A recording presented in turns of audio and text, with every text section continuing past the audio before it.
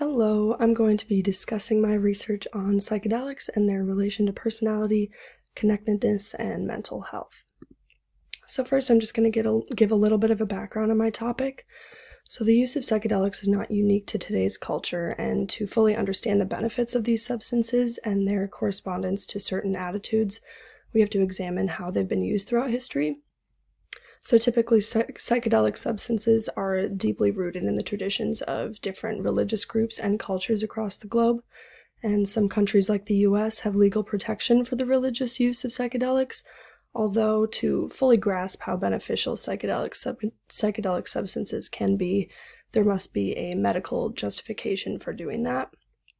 So, according to a study that explored the therapeutic potential of psychedelic drugs, researcher Huxley noted that the degree to which we allow psychedelics into medicine relies on their capability of opening new doors to perception and thinking.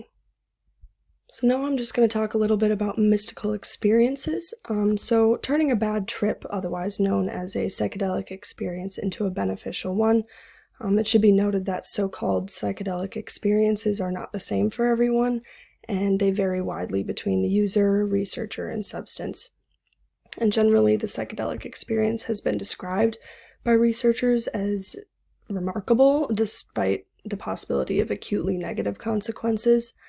Much of the existing research on these substances supports the idea that while negative feelings have the potential to overcome the user with anxiety during the peak, the lasting after effects profoundly override the face-to-face encounters with ego dissolution, possessing the ability to greatly change one's perspective on life. And mystical experiences described in regards to psychedelics hold a historic ground that date back thousands of years, and spiritual and religious rituals often bred these types of practices, but they occurred naturally throughout the lives of many as well, without any of those interventions. And these experiences promote drastic changes in behavior, attitudes, perception, and research suggests that the experiences may have a basis in creating people's moral and ethical foundations. So much of their historical evidence, such as the dramatic hallucinogenic recounts made by prophets in the Old Testament, relates to the profound and catalyzing effects of psychedelics in producing such experiences. But overall, mystical experiences often feature a sense of unity with the greater reality beyond oneself. And another research by Stace, it was a while ago in 1960 that he did this, but they looked at the effects of these mystical experiences, and they produced sacredness, noetic quality, which describes the sense of ultimate reality that you can't get from everyday life, a deeply felt positive mood, ineffability, which describes the level at which one can put their experience into words, paradoxicality, which one can explain the experience under the notion of coexisting and mutually unique perceptions, and then transcendence of time and space where neither have a traditional meaning. So empathy, otherwise known as the understanding of others' personal experiences and attitudes, as well as the ability to analyze the world from another individual's perspective, has received a lot of support from several different studies as an effect of psychedelics, where enhanced feelings of empathy and sociality exist under the presence of psychedelic substances, and they facilitate increased moral reasoning with the power to provide interpersonal relationship benefits. And in a study that investigated the effect of LSD on fear recognition, emotional empathy, and sociality, results demonstrated that psychedelics impaired sadness and fear recognition. And not only did they find facial recognition patterns, but they also found that the substances led to an increase in emotional empathy, which is marked by the ability to share feelings of another individual. So looking at connectedness, first and foremost, a sense of disconnection is a feature of many major psychiatric disorders, particularly depression, and a sense of connection or connectedness is considered a key mediator of psychological well-being, as well as a factor of underlying recovery of mental health illnesses.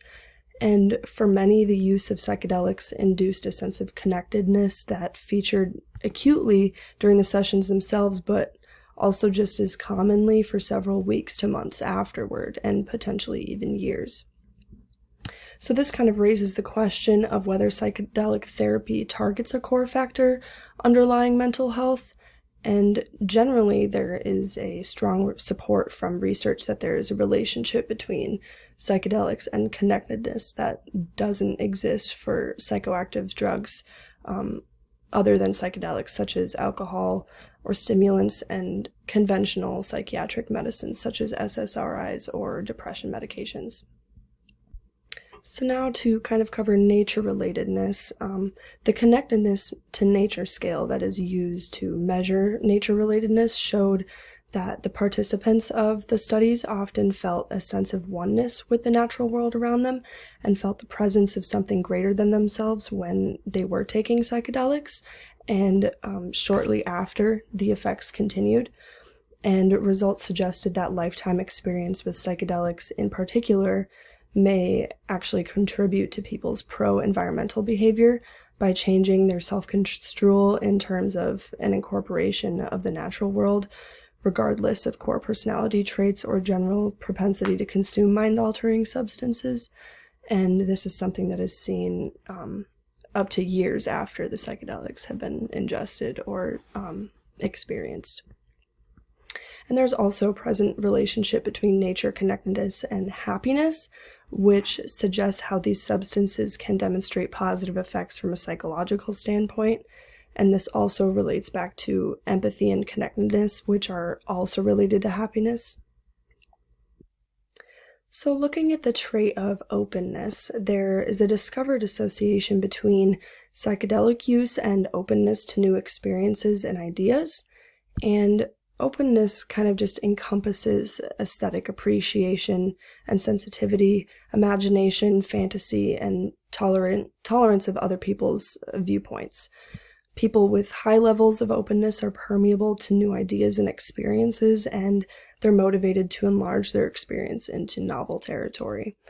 And the findings of one study that I've read noted that optimism and openness were increased 2 weeks after LSD ingestion, remaining consistent with previous findings, suggesting that improved psychological well-being and increased openness are relatively reliable mid to long-term effects of psychedelics. Kind of as I noted earlier, a lot of research is just continuing to look into this.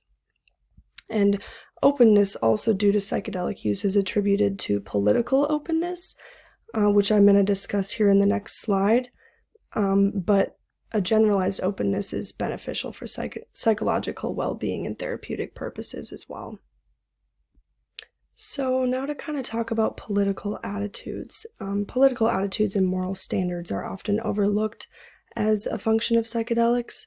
So research by Noir suggests that ego dissolution experienced during one's most intense psychedelic experience positively predicted liberal and anti-authoritarian political views, as well as openness and nature-relatedness. And an earlier study before that one reported that individuals who used LSD in a non-medical setting scored higher on attitudes of personal liberty and foreign policy liberalism than the control subjects did. And another found that psychedelic users scored higher on concern for others and placed lower on financial prosperity scores. So basically, there is a higher concern for other people and a lower value of money and services and goods. So the spread of psychedelics could have negative economic effects. That is, when we describe or define economic benefit as the growth of monetized goods and services, they promise less consumption of goods and services, not more, which I will kind of talk about in a little bit. But a quote from Eisenstein says that the modern self, alienated from nature and community, has an endless craving to consume and possess, seeking to grow in compensation for the lost infinity of the interconnected, interexistent true self that psychedelics reveal. So because so many factors lie within political attitudes, the influence of psychedelics on these foundational beliefs, or vice versa, broadly ties into the functioning of societies in relation to their power structures and government types. So, building on that, there is a new theory as of 2019 that I found called psychedelic feminism, which encourages women to take advantage of psychedelic healing properties for their own self-transformation. And it's a subgenre of feminism that embraces the transformational and inspirational power of psychedelic healing, as well as self-liberation and mind-body-spirit exploration in an altered state of consciousness. And it just encourages women to learn more deeply about themselves, to in part face core feminist issues in a fresh and new, exciting way. And this theory has gained quite a bit of traction as a new ceremonial way to use psychedelics that holds true to the historical roots of psychedelic use.